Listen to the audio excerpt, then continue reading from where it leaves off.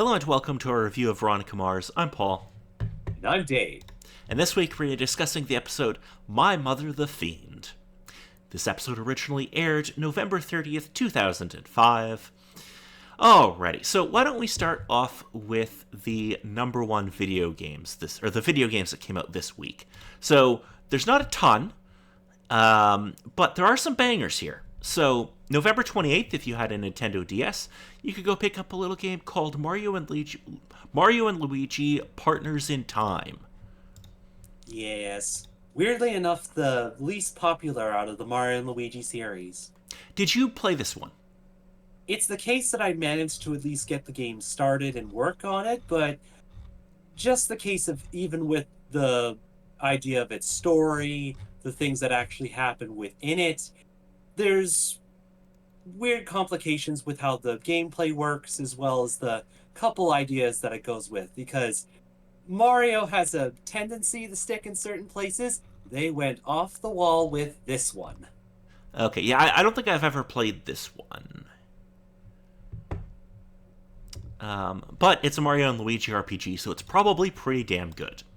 It very much is. You just need to be ready for its intrinsicies. Okay. November 29th, if you had a Nintendo DS, you could pick up Burnout Legends. Okay. Are you familiar with the Burnout games? A little bit, but I'm not super familiar with this one. So basically, they took a bunch of stuff from like the first three Burnout games and jammed it together into a handheld.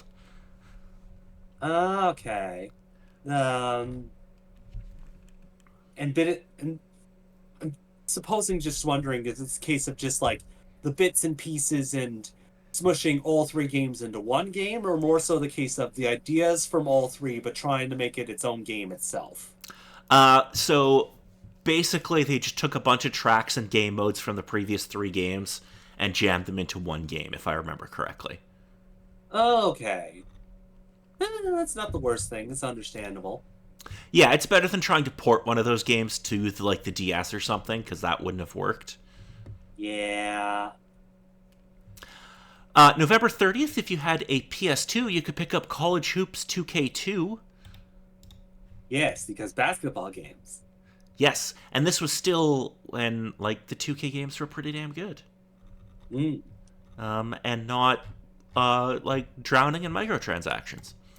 Yeah. You've never played any of the NBA 2K games, have you? Not really, no. Kind of the marvelous case of everything under the sports kind of bracket of things, aside from having actual video game characters and whatnot inside of it, was kind of out of my wheelhouse. Okay, so the NBA 2K games, in terms of their gameplay, they're incredibly good games.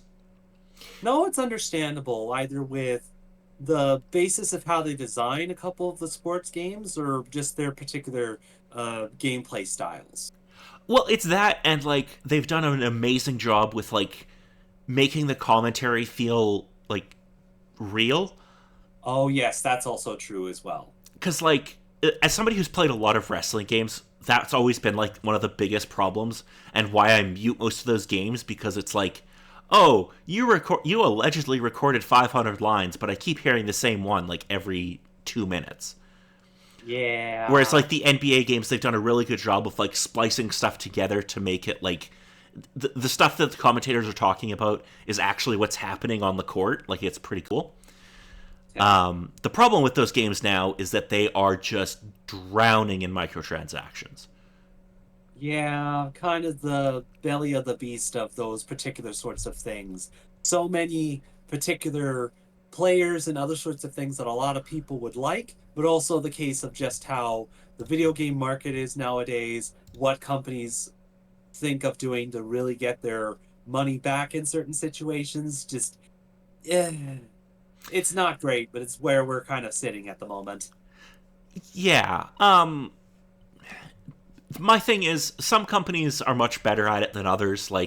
Nintendo doesn't really do microtransactions. They'll do DLC, but they don't do a ton of it, and it's usually fairly priced. It And usually either makes sense or work with. There's been stinges of stuff that they've been doing with a bit more mobile games and other stuff that they've assisted and worked with, but as it sits, it's only kind of happened with a couple particular titles. Yeah, but it's like, oh, like Mario Kart has DLC, but you can get like a bunch of new tracks and stuff. And I'm like, okay, I'll pay like $10 or whatever it is for some new tracks. Like that, I don't have a problem with. Mm. Where it's not like locking like progression behind a paywall or something. Yeah, that's always the fun. Yeah, anyway, moving on. Also on November 30th, if you had a PC, PS2, Xbox, or GameCube, you could pick up The Prince of Persia, The Two Thrones. Yes, with this particular one. Did you play this one? I know you played some of the Prince of Persia games. In my case, it was the case of being intrigued with the first Prince of Persia, The Sands of Time, and being intrigued about the rest of the series as it went along, but sadly not getting started until the reboot happened. And it was the case of this was the last game of the first Prince of Persia series that came out that still wanted to keep its edgy stylings from the second game that was there, but also having the case of, there were some problems with the second game. So trying to work with the different ideas with the particular stylings. And it was interesting with the two character style that this game brought up, but it's also a case of have it in my collection, haven't had the chance to play through it yet. Okay, okay. I've played a little bit of The Sands of Time, but I also played it like quite a while after it came out, so I was meh on it. Understandable. Alrighty, so that is it for video games. Let us move on to number one song in America, and it is Run It by Chris Brown, and the less said, the better. I suppose. At the very least, it's possibly better than from last week. Yeah, I don't know. Moving on to the number one film in America, Dave, any guesses what it could be? Again, just with the time from the last episode, forgot about the specific things. I vaguely remember that there was, I think, one of the Harry Potter movies going, but not sure if it was still sticking around or if someone decided to crown it instead. It is Harry Potter and the Goblet of Fire. Yeah. Because Harry Potter. Yes, a series which I have seen 0 of the movies from. Again, possibly for the best, depending on which particular crowd you ask. I actually own them all. They are sitting on my shelf. I've just never actually watched them. And also kind of a case of how much of priority it's sitting on your shelf. Like, is it near the top or is it down near the bottom somewhere? It's on the second bottom shelf. Mm. Anyway, moving on to this episode. Okay. In this episode, Veronica finds her mother's old high school records and starts digging into her mother's past. Excuse me. In health class, the students are assigned to take care of fake babies. Vice Principal Clemens calls Veronica into his office and gives her detention for having keys to his filing cabinet, which, of course she does. She has keys to everything. Yeah, kind of the marvelous case of puts out her first set of keys and it's like, no, all your keys. All the keys. Beaver walks up to Mac and asks to hire her to register a company named Phoenix Land Trust and build a company site. For Veronica's detention, she has to alphabetize and organize old student files. Veronica finds her mother's permanent file and reads that she was frequently in trouble in high school, not unlike Veronica, including being suspended for spreading rumors. That's not so much like her. No. While Weevil is in the auto shop, he is ambushed by Logan and his cronies. Veronica talks to Deborah Hauser, a teacher who was in the same class as Leanne. Mrs. Hauser confirms that they were suspended and she regrets spreading Leanne's gossip. Weevil gets duct taped to the flagpole. Veronica asks Vice Principal Clemens about who else might have known her mom in high school, and he tells her to talk to Principal Moorhead and Mary Mooney. Veronica approaches Mary while she's cleaning up lunch trays, but Mary doesn't respond. A student tells Veronica Mary is deaf. Veronica uses, she tries to do sign language, but she doesn't really know that much. not that much aside from the alphabet, so having to spell words letter by letter. Yes, to ask her mom, who Mary calls a fiend. Veronica then talks to Principal Moorhead, who tells her that her mom was vicious. It is announced that Trina Eccles is coming back to direct a play at Neptune High. Kendall attempts to seduce Duncan again. Trina meets Kendall, and the interaction is rife with sarcasm, because that's how they both speak naturally. Yeah, yeah. And it's also fun to see them interact again. Mm-hmm.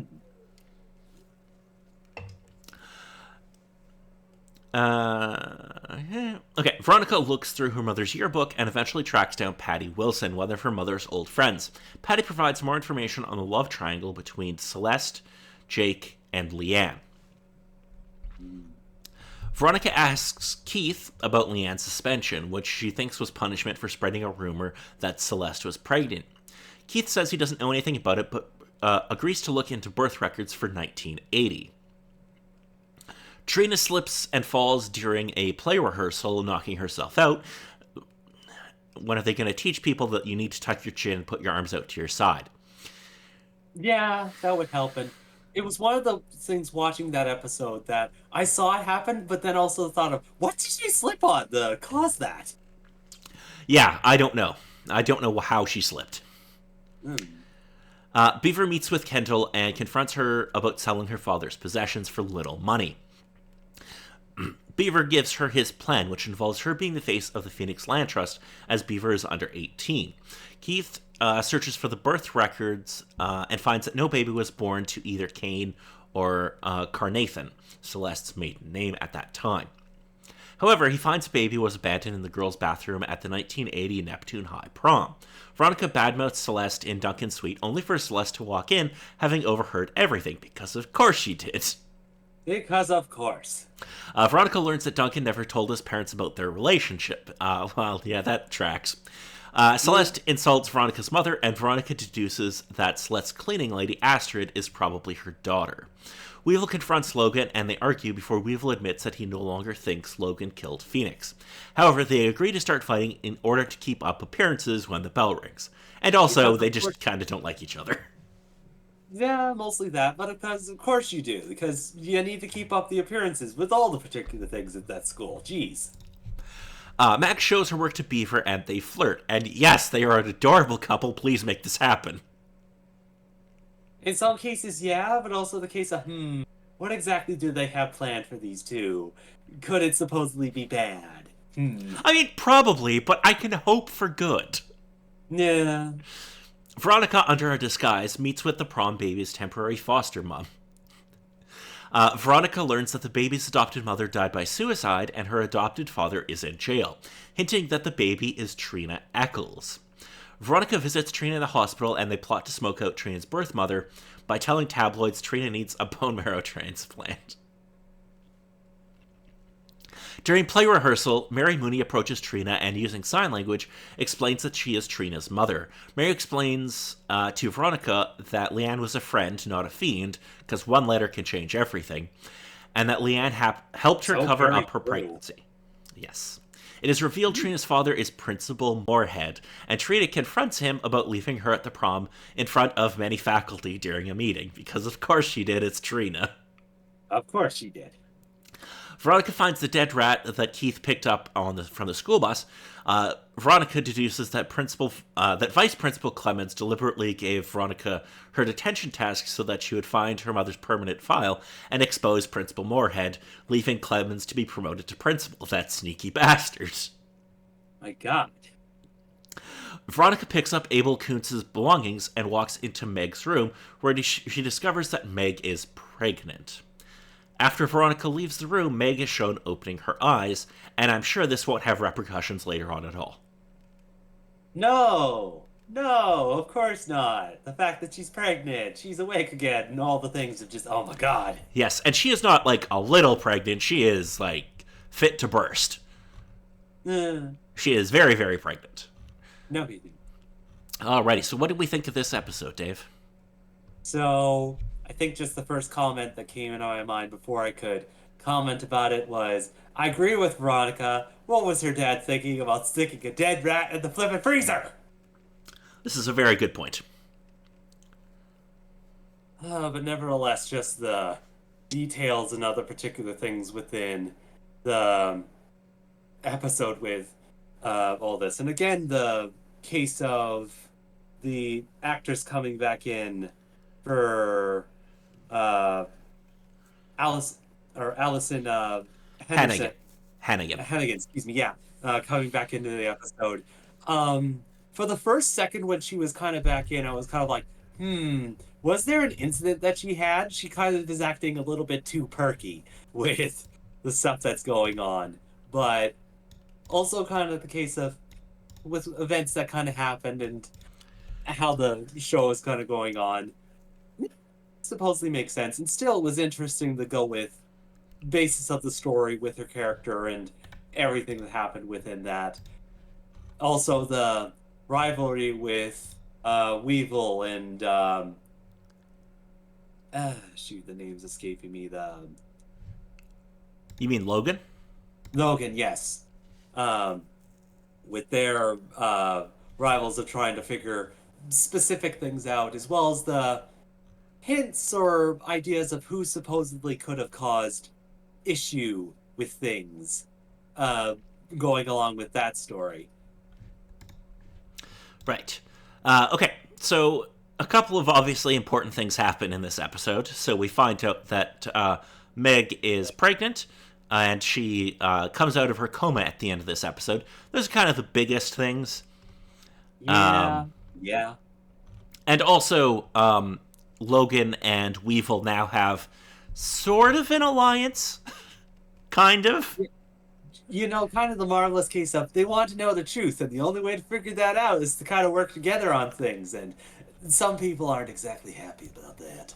Yes, and this will be the last time we will see Trina or Allison Hannigan on the show, because they were found it too difficult to work around her busy schedule at the time. Yeah. Because she had just started doing How I Met Your Mother at this point and was on that show full time. So. Yeah, with that sort of stuff. Yes. Alrighty, so if there's nothing else about this episode, next episode we'll be talking about One Angry Veronica. Okay. On the one hand, it somewhat makes sense, but also kind of the case of, oh dear, what's the one thing that pushes Veronica over the edge to get angry? Well, she is going to end up on jury duty. That would possibly do it. And Keith is going to investigate. So you know how the cops had those tapes of Aaron Eccles and Lily Kane in bed together?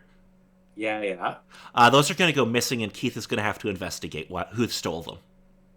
On the one hand, I'm supposedly not surprised, but on the other hand, Yes, so some stuff is going to go down in this episode. So, Radio. until then, I'm Paul. And I'm Dave.